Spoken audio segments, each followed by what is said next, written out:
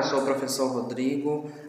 Nós vamos dar continuidade ao ciclo 2 de Geografia do Plano de Estudo Tutorado da Secretaria de Educação de Minas Gerais. O tema da semana 2 é o seguinte: regionalização da América e África. Nós vamos começar a estudar as características desses dois continentes, América e África. Mais para frente nós vamos falar de coisas mais específicas desses continentes e de alguns países que fazem parte deles. Mas por enquanto nós vamos falar de aspectos mais gerais, como é o caso da regionalização, e de alguns aspectos mais físicos com relação ao posicionamento geográfico, oceanos e coisas desse tipo. Vamos começar? A primeira coisa que a gente precisa fazer é localizar esses continentes. É muito comum a gente confundir o posicionamento de todos os continentes dentro do mapa. Isso não é uma coisa só aqui do Brasil não, tá? Se a gente olhar aí na internet, existem várias pesquisas, vários vídeos que mostram pessoas tentando identificar a localização de países e continentes e elas não conseguem. Então a gente precisa saber aonde ficam esses continentes. Vamos começar pela América. Esse daí é o posicionamento da América. Olha o tamanho da América, a extensão norte-sul da América. Nós vamos falar um pouco disso daqui a pouco. A América é todo esse continente que vai desde lá do sul até lá no norte. Então, se a gente souber onde fica o Brasil, a gente sabe onde fica a América, né? Então, a América vai todo esse percurso aí norte-sul até lá em cima nessa parte mais branca. E o posicionamento da África, vocês sabem? A África é esse continente aí que também é um continente grande, ocupa aí o centro do nosso mapa. A gente vai falar dessas características também. E a África, uma coisa importante destacar, é que a África é um continente. Muitas pessoas confundem África, continente, com África, país. Dentro do continente africano, existem 54 países independentes e alguns territórios. Então, não é só um país dentro da África. O negócio é que existe um país que chama África do Sul. E isso acaba confundindo um pouco as pessoas com relação a isso. Mas a gente não pode esquecer. A África é um continente e dentro da África tem vários países e um deles, por acaso, recebe o nome de África do Sul, tá bom?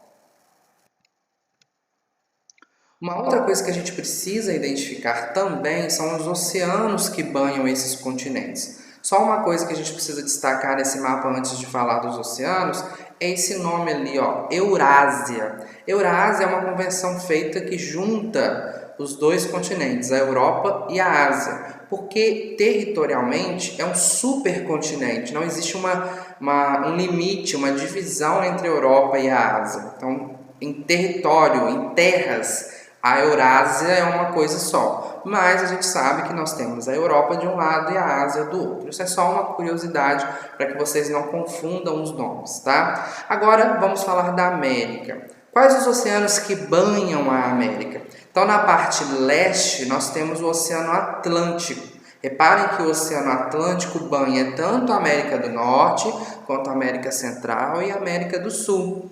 É o oceano também que divide a América da África e a América da Europa. Então, é um oceano muito importante para a gente, tá? É o oceano que banha o Brasil. Então, é um oceano importante para a gente.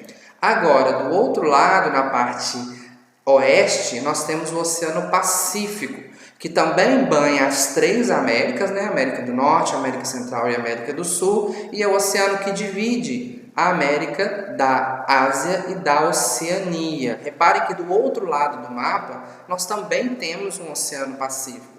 São dois oceanos diferentes? Não, é um único oceano. Lembre que a Terra ela tem um formato circular, né? Então, o mapa é quando a gente pega o globo e representa ele no plano, por isso que fica dividido. Mas se a gente juntar, formar de novo esse mapa como um globo, a gente vai ver que o Oceano Pacífico é uma coisa só, esses dois lados vão se encontrar. tá bom? Então, só para a gente não achar que são dois oceanos diferentes. Então, o Oceano Pacífico divide a América da Ásia e também da Oceania. Ao norte, nós temos o Oceano Glacial Ártico, que banha partes ali da América do Norte, e ao sul nós temos o Oceano Glacial Antártico, que banha ali partes da América do Sul.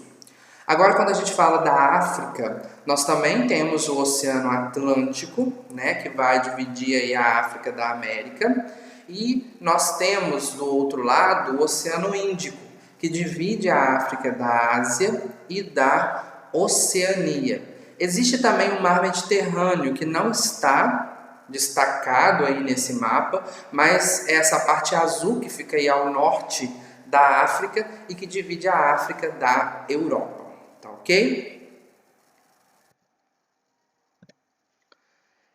Essa parte agora é muito importante e eu vou pedir para vocês anotarem, tá? Aí na apostila ou no caderno de vocês, porque quando a gente fala de posicionamento geográfico, a gente não pode deixar de falar dos meridianos e dos paralelos. Vamos começar falando da linha do Equador. A linha do Equador é a linha imaginária, é um paralelo que divide a Terra em dois hemisférios, que é o hemisfério norte e o hemisfério sul. Então, tudo que está acima da linha do Equador é hemisfério norte e tudo que está abaixo da linha do Equador é hemisfério sul. Então, vamos observar o Brasil. O Brasil está destacado aí nessa cor mais rosinha. O Brasil ele é cortado pela linha do Equador. Reparem aí que tem um pedaço do Brasil acima da linha do Equador. Mas a maior parte do território brasileiro está abaixo da linha do Equador. Então, o que a gente pode concluir disso? Que o Brasil está preferencialmente no hemisfério sul. Apenas um pedaço do território brasileiro está acima da linha do Equador, ou seja, no hemisfério norte, mas a gente não pode afirmar que essa região tem características mais próximas ao hemisfério norte. Por quê? Porque é um pedaço de terra muito pequeno, que está praticamente em cima da linha do Equador. Essas terras que estão praticamente em cima da linha do Equador, elas não têm características nem do hemisfério norte, nem do hemisfério sul. As características climáticas, ambientais dessa região, elas são muito particulares a essa região.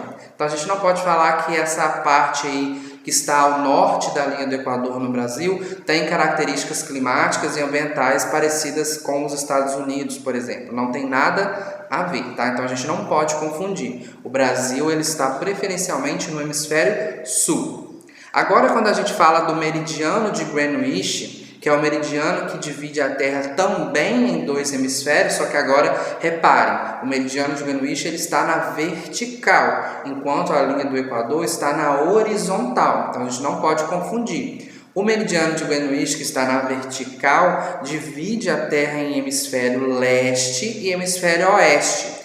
Tudo que está à direita do meridiano de Greenwich é hemisfério leste. E tudo que está à esquerda do meridiano de Greenwich é hemisfério oeste. Então, se a gente olhar o Brasil está todo no hemisfério oeste.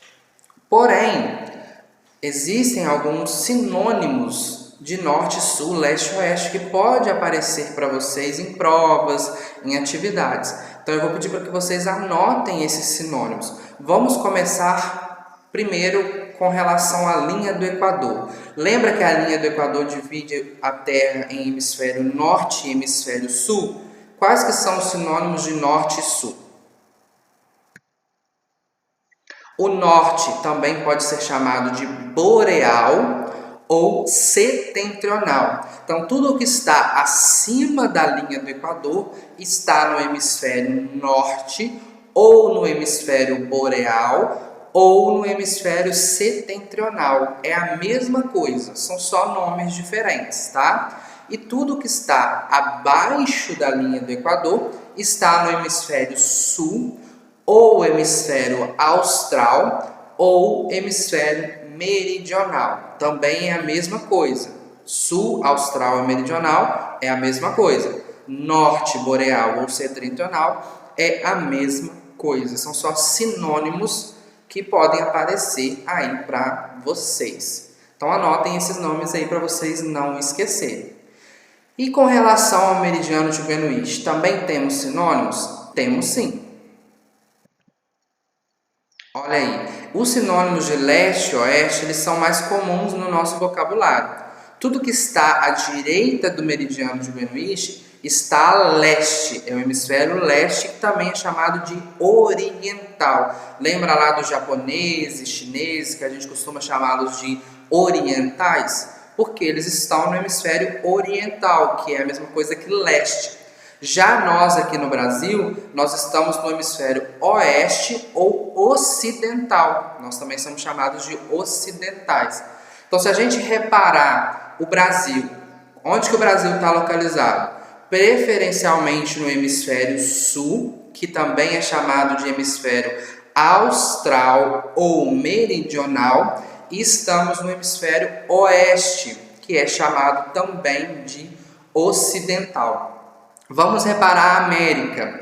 A América ela tem terras tanto no hemisfério norte quanto no hemisfério sul.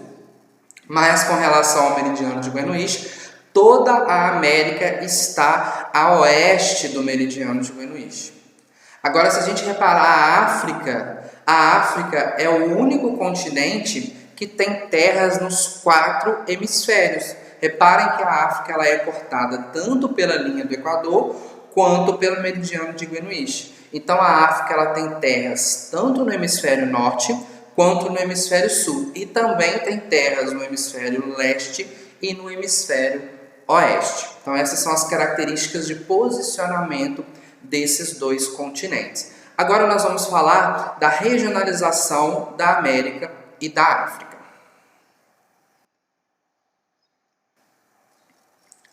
A América, ela é o segundo maior continente em extensão, são 42 milhões de quilômetros quadrados e ela está atrás apenas da Ásia. Só que a América, como a gente falou anteriormente, ela tem uma extensão norte-sul muito grande. O que isso quer dizer? São 16 mil quilômetros entre o ponto mais ao norte e o ponto mais ao sul. Então, apesar dela ser a segunda maior em extensão territorial, a América é a primeira nessa diferença, nessa distância entre norte e sul.